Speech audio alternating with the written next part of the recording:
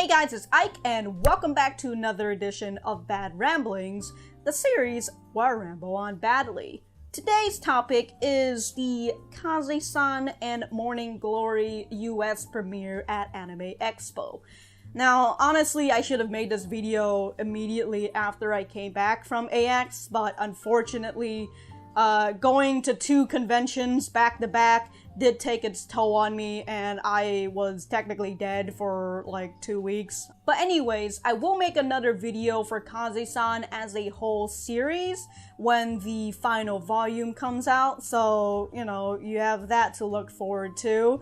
But again, we're gonna be talking about the animation, the movie, and before we actually start, I just wanted to say, this is what they gave out to you when you come to the premiere. It just says, come visit us at the Pony Canyon booth, which I thought was pretty funny because they decided to make the premiere on Sunday, and the premiere went from 12:30 to 2:30 or 2, somewhere around there. But that was the same time the expo hall closes because it was the last day of AX.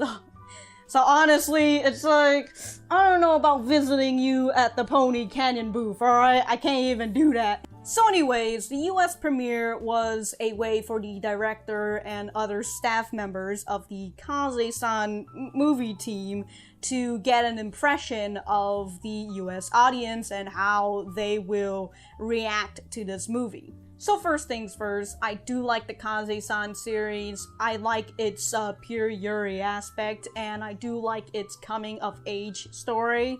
Also, I really like the fact that it ended at a good point and then it decided to make itself a sequel, but I can ramble on about that all fucking day, so I should stop right there. The other thing that I forgot to say is that it was a premiere, but it was also a Q&A session, and towards the beginning, before the premiere, the director and other staff were talking about how they really enjoyed the manga and how they were taking their way to adapt the manga into an anime. And I really appreciate that they love the watercoloring, the watercolor look of it. So that was the one major point that they translated over to the anime, and because of that, the coloring and just the entire aesthetic feel of the anime felt like it was the manga coming alive. You know, if that makes any sense to you guys. Just sometimes anime don't really do a good adaptation of the manga, but this one had a good. I need to fucking throw this away. There you go. By throwing away, I mean just putting it on my table. I thought the voice actresses were very fitting for the characters that they were playing, and I do have some nitpicky problems with it. There were scenes where it lingered on for too long, although I might have an understanding on why they did that. Again, it's the whole coming-of-age story, and it's still a nitpick thing for me where I see that they have a small problem and then it gets blown up 10 times. But again, it was because of our main character, whose name I will now try to figure out. Hold on. You know it's real when you only remember Kase-san because her name is on the fucking title. Yamada, there you go. Yeah, the problem that gets blown up 10 times, mainly it comes from Yamada herself, and I totally understand.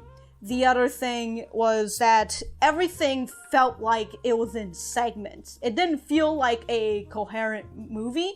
It didn't feel like we were going from point A to point B. It just felt more like we went to point A to point B, and then we just moved from point B to point C instead of having one consecutive storyline and then just little things that happens over time. So yeah, that's a little bit of a nitpick thing for me. It just feels like we were watching multiple episodes, but they were all connected to each other into one movie. Maybe that was the whole point, but anyways, the movie itself covered grounds. It covered around volume 1 to 3 of Kase-san, if I remember correctly. I think volume 4, wait.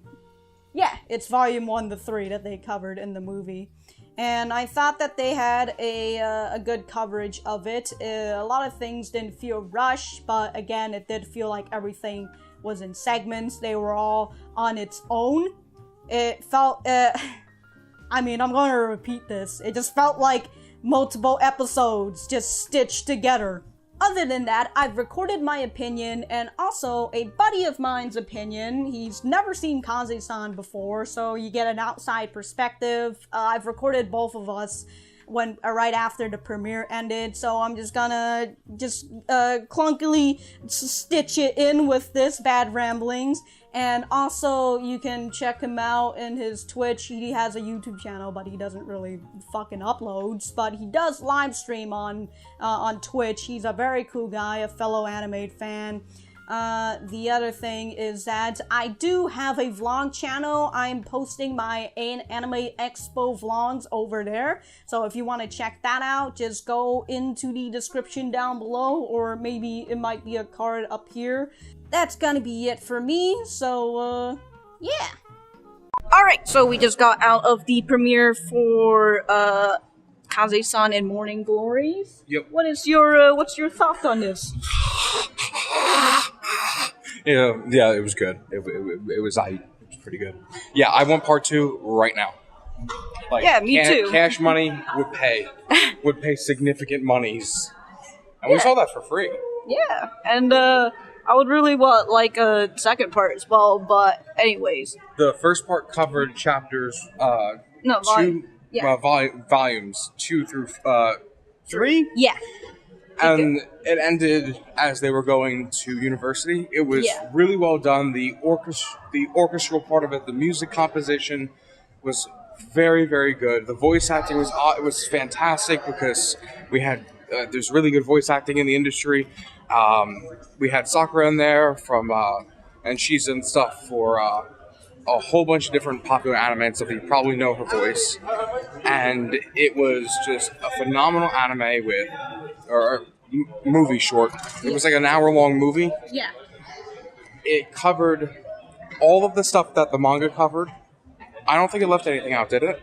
Not to my knowledge, but I find it really funny because one of the things that Kase-san will do, the manga in general, what it will do is that it'll take like a slightly, you would think like it might be like a minor problem in a relationship, and then it just blows it 10 times up, and it's... But it is a significant part, because the movie is about relationships, and the movie is about that budding romance of a high schooler. And so you take those small issues like, where are we going to college? We'll have to separate. What's going to happen to our relationship? We'll never see each other again. Stuff like that. Or jealousy.